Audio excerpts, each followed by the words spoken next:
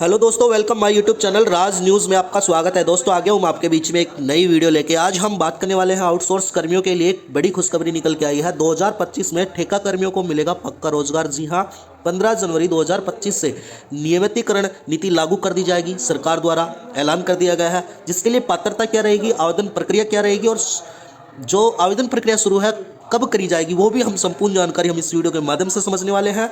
और जो नियमितीकरण का जो नियम लागू किया जा रहा है वो जानेंगे कि जो आउटसोर्स कर्मी है उनकी संपूर्ण जानकारी यहाँ समझने वाले हैं। और जो आउटसोर्स कर्मी है जिनमें से किस किस को नियमित किया जाएगा वो भी हम इस वीडियो के माध्यम से समझने वाले हैं। दोस्तों, जो संविदा कर्मचारी हैं वो कौन कौन होंगे, नियमितीकरण जो लिस्ट जारी हुई है उसमें भी हम इस वीडियो के माध्यम से समझने वाले हैं। तो इसके बाद में जो राजस्थान संविदा कर्मी की न्यूज़ आई है, ब्रेकिंग न्यूज़, वो भी समझेंगे। भजनलाल सरकार ने जो बड़ा फैसला लिया है, संविदा कर्मियों को अनुभव के आधार पर पे ग्रेड को भी बढ़ा दिया जाएगा, ये भी हम जानने वाले हैं। दोस्तों, संविदा कर्मियों के लिए नियमित करने की प्रक्रिया शुरू कर दी गई है।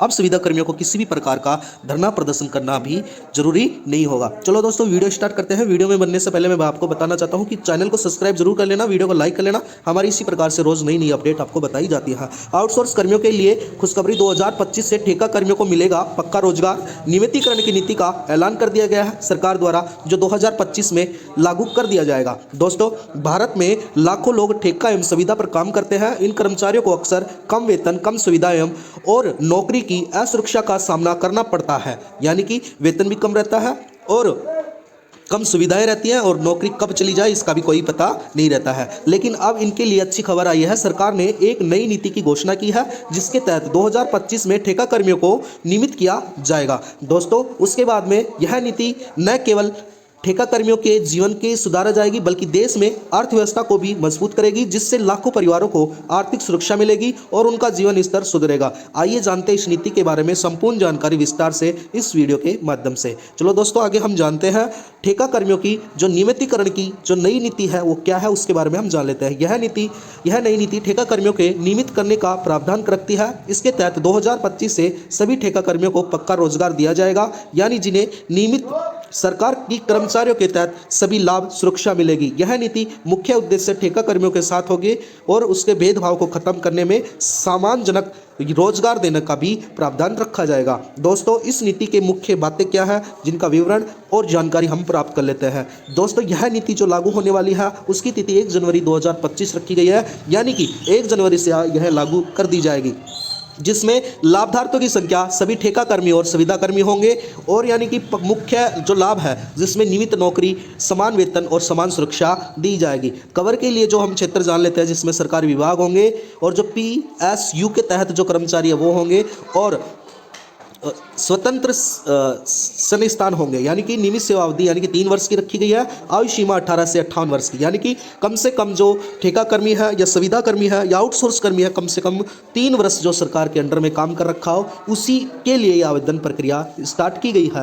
यानी कि कम से कम 3 वर्ष का काम करना जरूरी है। 18 वर्ष से 58 वर्ष की उम्र है। दैनिक योग्यता पद के अनुसार होगी, यानी कि जिसकी दैनिक योग्यता है जो पद के अनुसार रहेगी उसको कहाँ तक की पड़े। और चयनित प्रक्रिया मैट्रिक आधारित की जाएगी। दोस्तों, इसके बाद में हम जानते हैं ठेका कर्मियों के लिए क्या क्या बदलाव किए गए हैं सरकार द्वारा। इस नीति के लागू होने के बाद ठेका कर्मियों के जीवन में कई सकारात्मक बदलाव आने वाले हैं, जो इस प्रकार से हैं दोस्तों।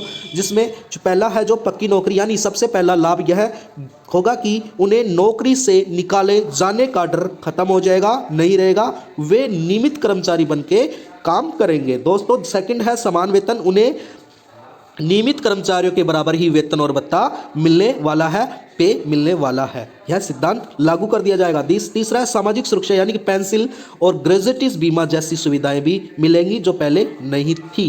दोस्तों, तो जो करियर ग्रोथ है उसमें पदोन्नति एवं करियर विकास के भी अवसर प्रदान मिलेगा या अवसर समान मिलेगा। उसके बाद में जो कार्य संतुष्टि में बेहतर कार्य परिस्थितियों का उत्पादकता एवं संतुष्टि बढ़ेगी। दोस्तों, उसके बाद में नियमितीकरण के लिए जो पात्रता है जो इस प्रकार से सभी ठेका कर्मियों को सह संचालित रूप से नियमित करने के लिए नहीं होंगे, जिसके लिए कुछ शर्तें भी रखी गई, यानी कि सभी जो ठेका कर्मी है सभी नियमित नहीं होंगे, जिसके लिए कुछ पात्रता रखी गई है वो होना जरूरी है। यानी कि न्यूनतम सेवा अवधि कम से कम 3 साल तक का लगातार काम किया होना चाहिए। आयु सीमा 18 से 58 वर्ष के बीच होनी चाहिए। दैनिक योग्यता संबंधित पद के लिए निर्धारित योग्यता भी होना चाहिए। और जो कार्य प्रदर्शन है पिछले 3 साल का प्रदर्शन संतोषजनक होना जरूरी है।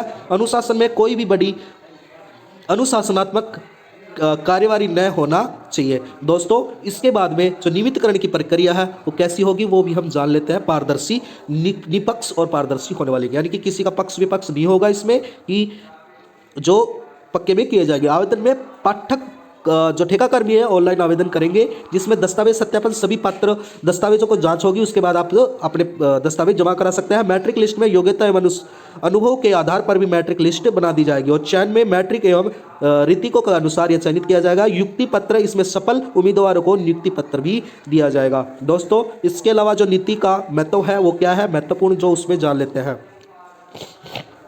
दोस्तों जो श्रम सुधार है, यानी कि यह एक बड़ा श्रम सुधारक है जो लाखों लोगों को लाभ मिलने वाला है। सामाजिक न्याय में यह एक असमानता को कम करने की दिशा के कदम उठाए गए हैं सरकार द्वारा।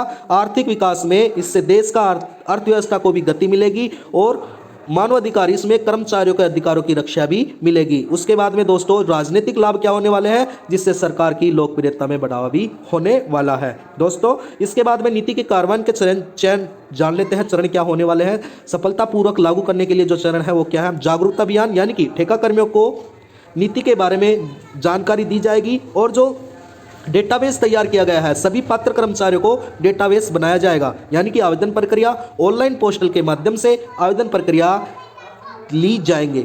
और इसके सत्यापन क्या है, सभी दस्तावेज एवं योग्यता का सत्यापन किया जाएगा। चयनित में मैट्रिक के आधार पर चयनित किया जाएगा। दोस्तों परीक्षण में क्या है, जो परीक्षण है उसमें चयनित कर्मचारियों को आवश्यक परीक्षण दिया जाएगा और जो नियुक्ति है उसमें औपचारिक नियुक्ति के पत्र भी जारी किए जाएंगे। और जो निगरानी में जो प्रभाव का लगातार निगरानी में भी रखा जाएगा। दोस्तों जो भविष्य में जो नीति है इसका क्या भविष्य होना है, इस नीति से भारत में श्रम बाजार में एक नया अध्याय शुरू होगा, जिससे दूरगामी परिणाम भी होंगे। और दोस्तों श्रमिक कानून को सुधारने के लिए जो नए श्रम कानून को भी सुधारने की संभावना बढ़ेगी। गुणवत्तापूर्वक रोजगार, यानी कि अधिक लोगों को अच्छी नौकरी मिलेगी और कौशल विकास में कर्मचारियों को कौशल में भी सुधार आएगा। दोस्तों नवाचार में क्या है, यानी कि बेहतर कार्य परिस्थितियों से नवाचार में बढ़ावा मिलेगा। सामाजिक सुरक्षा, अधिक लोगों को सामाजिक सुरक्षा का के दायरे में बढ़ेगी। दोस्तों इस लेख के माध्यम से या जान लेते इस वीडियो के माध्यम से जो असवीकरण क्या है, इस लेख के